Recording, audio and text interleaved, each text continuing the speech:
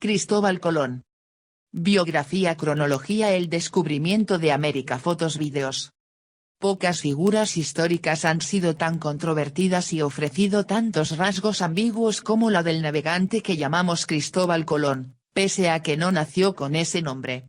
Es reconocido como el descubridor de América, aunque él nunca lo supo y, desde un punto de vista estricto, no lo haya sido cabalmente.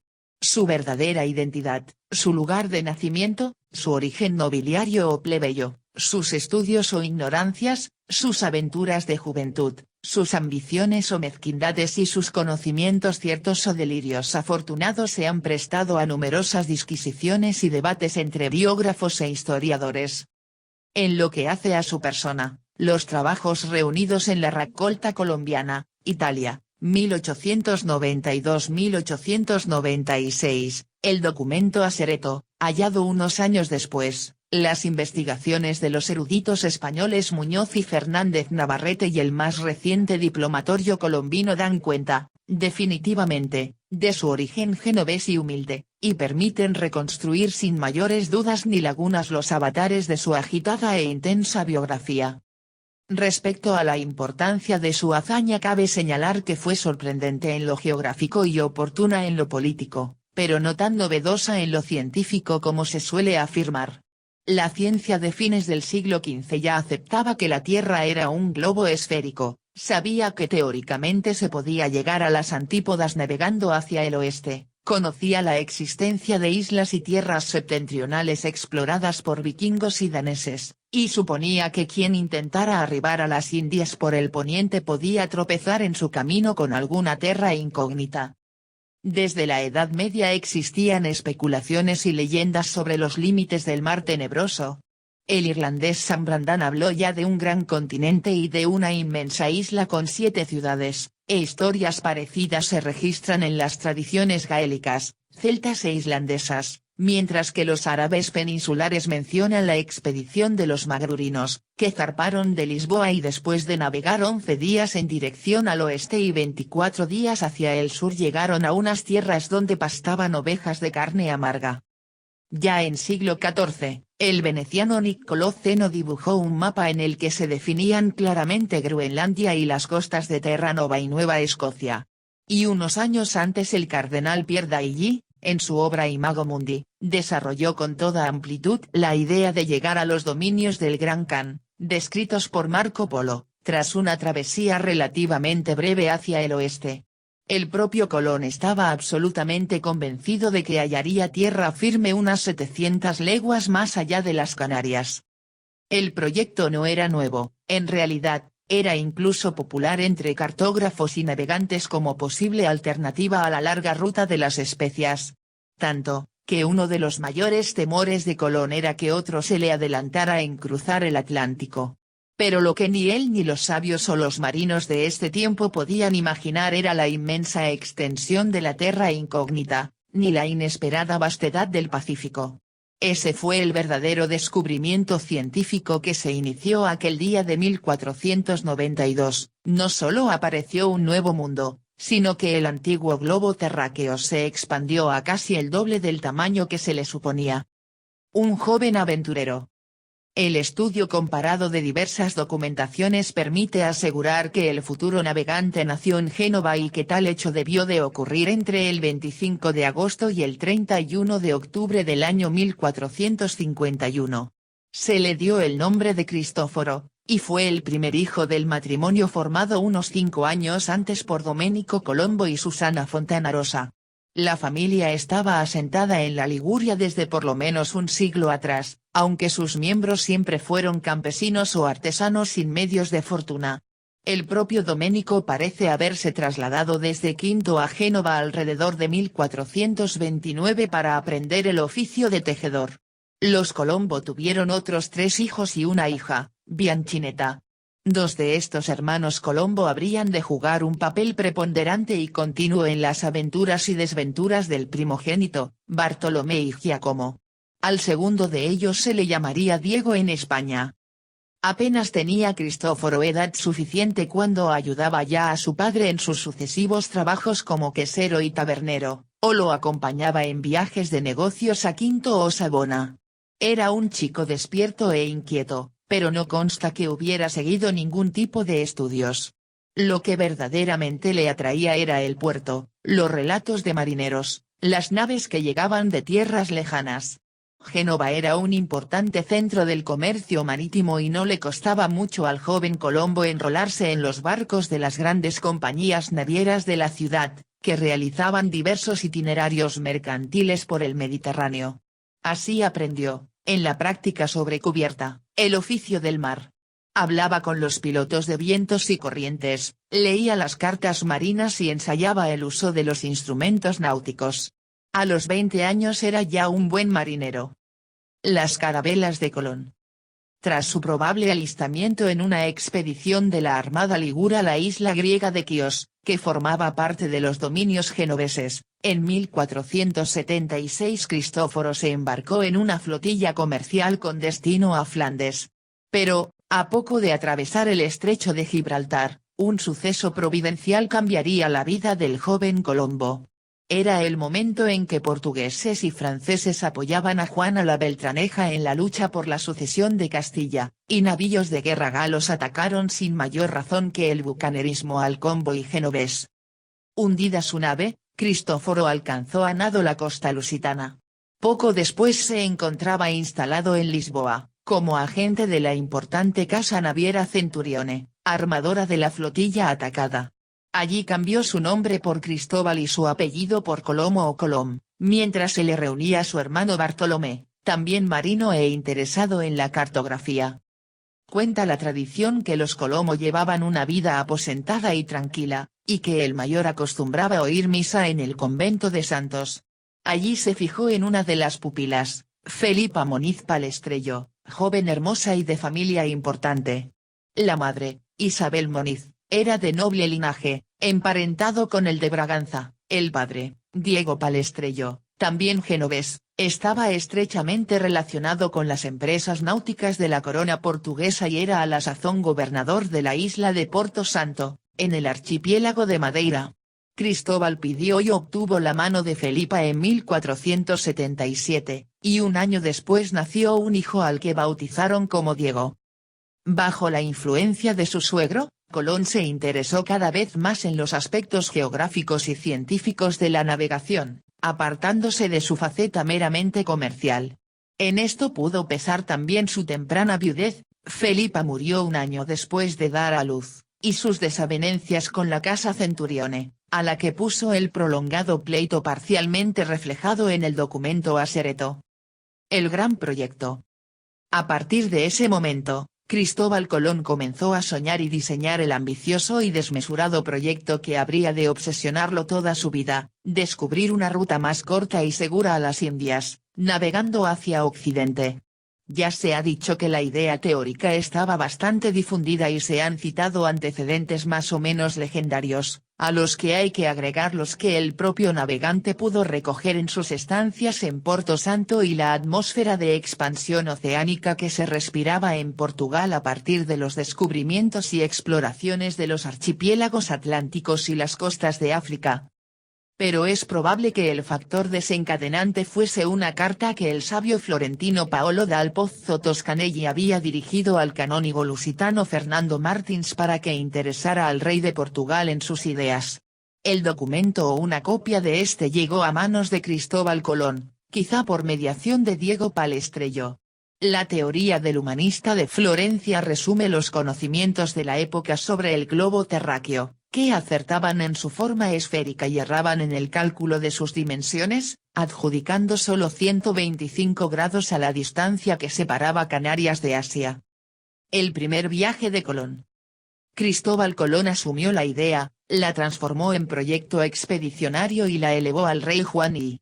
El monarca portugués puso como condición que no se zarpase desde las Canarias, pues en caso de que el viaje tuviera éxito, la corona de Castilla podría reclamar las tierras conquistadas en virtud del Tratado de Alcasovas. A Colón, que solo confiaba en los cálculos que había trazado desde las Canarias, le pareció demasiado arriesgado partir de Madeira, de modo que no hubo acuerdo. Hay quien dice que el monarca recelaba de aquel extranjero sin títulos ni estudios, y envió en secreto otra expedición que terminó en fracaso. Resentido por este engaño, o más probablemente a causa de sus apuros económicos y la ilusión de encontrar otro protector, Cristóbal abandonó Lisboa junto a su hijo Diego y su hermano Bartolomé. Bordearon la península con la intención de dejar al pequeño Diego a cargo de su tía materna Violante Moniz, que vivía en Huelva. En el camino se detuvieron en el cercano convento franciscano de la Rábida, donde se alojaron como albergados. El padre guardián, fray Juan Pérez, que había sido confesor de la reina, se entusiasmó con el proyecto del extranjero que se hacía llamar Cristóbal Colón, XR era en la época el anagrama de Cristo, e interesó en él a su erudito cofrade fray Antonio de Marchena, experto en astronomía y cosmografía. Ambos frailes le dieron recomendaciones para el duque de Medinaceli, quien se apasionó por la idea y retuvo a Colón durante más de un año, con el propósito de preparar la expedición. Pero los reyes católicos desautorizaron tal proyecto, y todo lo que pudo hacer el duque fue enviarles al navegante a su corte de Córdoba. Una vez más, en 1486, un consejo de sabios reunido en Salamanca desaconsejó la empresa, quizá porque ya poseían indicios de lo extenso y arduo de la travesía. Pero la reina Isabel la Católica, pese a estar enzarzada en la guerra de Granada, no descartó del todo la idea de llevar a las Indias el pabellón de Castilla, otorgó una pensión al navegante y le rogó que permaneciera en Córdoba. Cristóbal se instaló en un mesón, donde entabló relación con la joven Beatriz Enríquez, 20 años menor que él. De esa unión nació en 1488 un hijo, Hernando Colón, que sería el primer biógrafo del almirante y el principal responsable de los ocultamientos y ambigüedades que durante siglos envolverían a su figura. Cristóbal Colón y su hijo Diego en el convento de la Rábida, óleo de Giustiniano degli Avanzini, 1834. Ultimada la conquista de Granada, los reyes católicos recibieron con mejor talante a Colón. Pero las pretensiones del extranjero resultaban desmesuradas, el almirantazgo de la mar Océana, el virreinato hereditario de las tierras que encontrara y una parte importante de todas las riquezas que él o sus hombres obtuvieran por conquista o por comercio. El rey Fernando el Católico le hizo notar su exceso, la reina Isabel, en cambio, le despidió con vagas promesas. Colón, harto de su deambular ibérico, resolvió llevar su proyecto ante el rey de Francia.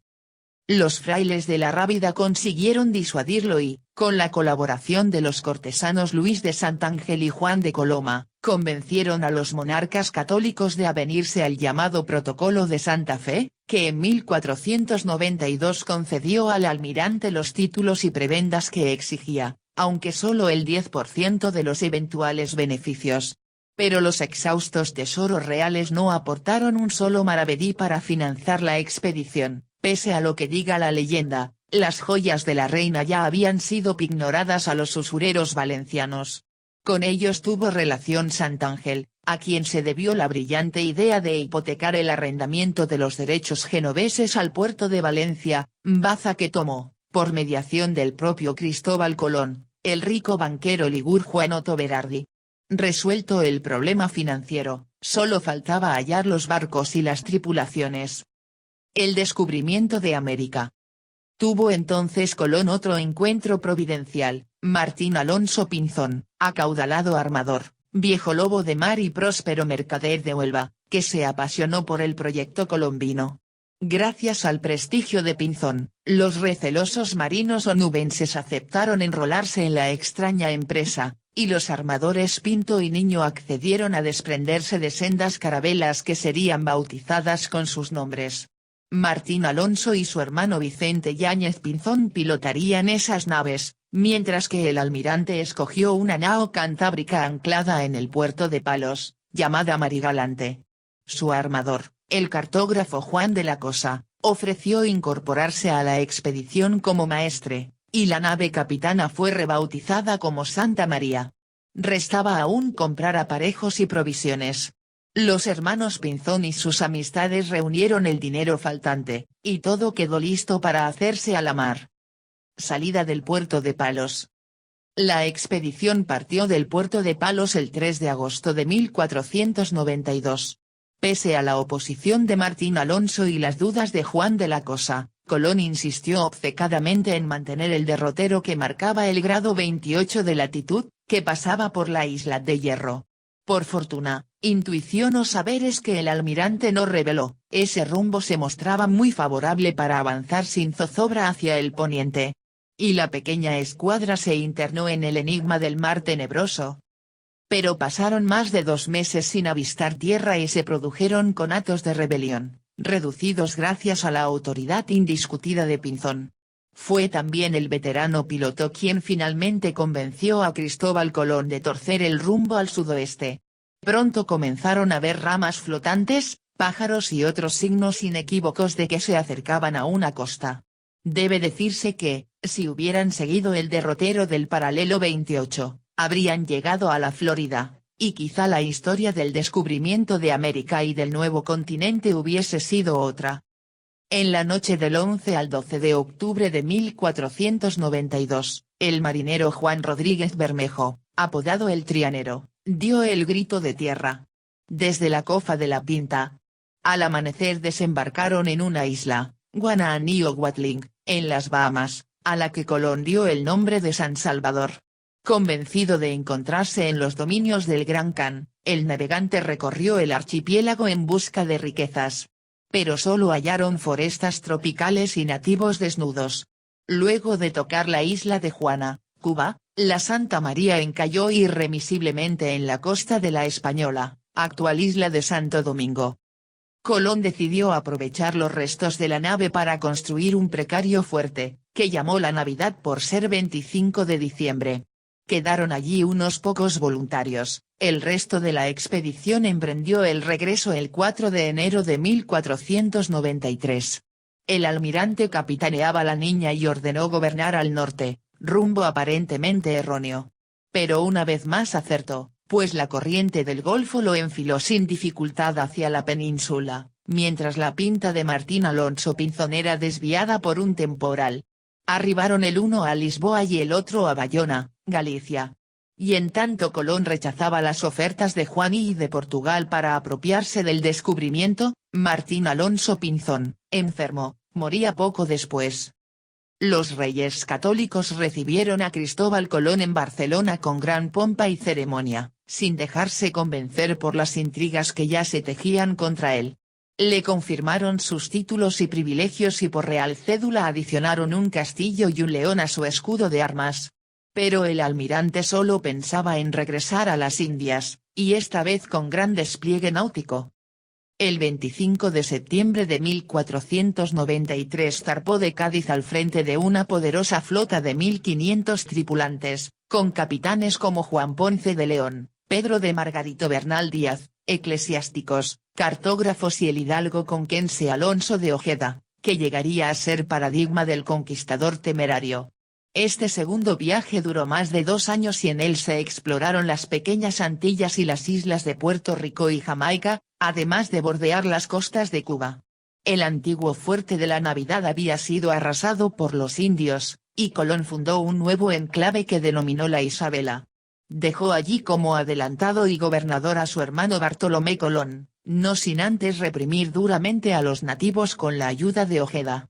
En el ínterin habían llegado a la península noticias, quizás interesadamente exageradas, sobre las arbitrariedades del almirante y las matanzas de indígenas. Lo cierto es que Colón resultó tan torpe gobernante en tierra como insigne nauta en el mar. Pero los reyes, por el momento, mantuvieron su confianza y autorizaron un nuevo viaje para enmendar los hierros que pudiera haber cometido. 6 carabelas partieron de Sanlúcar de Barrameda el 30 de mayo de 1498, tripuladas en su mayor parte por penados, tanto era el temor y la desconfianza que ya inspiraban las historias de mucho riesgo y poco beneficio que llegaban de las nuevas tierras. Esta tercera expedición fue la que llegó más al sur, circundando la isla Trinidad y avistando la desembocadura del Orinoco, en la actual Venezuela. Pero a Colón le acuciaba volver a la Española, tras una ausencia de 30 meses. Encontró allí un verdadero caos. El corregidor Francisco Roldán, apoyado por ex reclusos y caciques inamistosos, se había sublevado contra sus hermanos Bartolomé y Diego Colón, mientras las fuerzas regulares permanecían neutrales. Incapaz de dominar la situación, el almirante reclamó auxilio a la corona, reconociendo tácitamente sus desaciertos como virrey. Meses más tarde, tras nuevas bravatas de Roldán y excesos de los Colón, arribó el comisario real, Francisco de Bobadilla. Este mandó apresar a los tres hermanos, que al llegar a la península permanecieron encarcelados en Cádiz. La historiografía actual entiende que la actuación de Bobadilla fue correcta, dadas las circunstancias. No obstante, los reyes ordenaron liberar a los detenidos, aunque privaron provisionalmente a Cristóbal Colón de la gobernación del Nuevo Mundo. Tanto porfiaba el almirante en volver que finalmente se le permitió embarcar, aunque con expresa prohibición de acercarse a la Española. En este cuarto y último viaje tocó las costas de Centroamérica, Panamá, Costa Rica, Nicaragua. Regresó cansado y enfermo para afincarse en Valladolid, donde, contra otro mito muy difundido, disfrutó de muy buenas rentas hasta que le sorprendió la muerte el 20 de mayo de 1506. Inicialmente fue enterrado en Sevilla. Años después, su hijo Diego Colón trasladó sus restos a la Española, Santo Domingo, de la que era gobernador.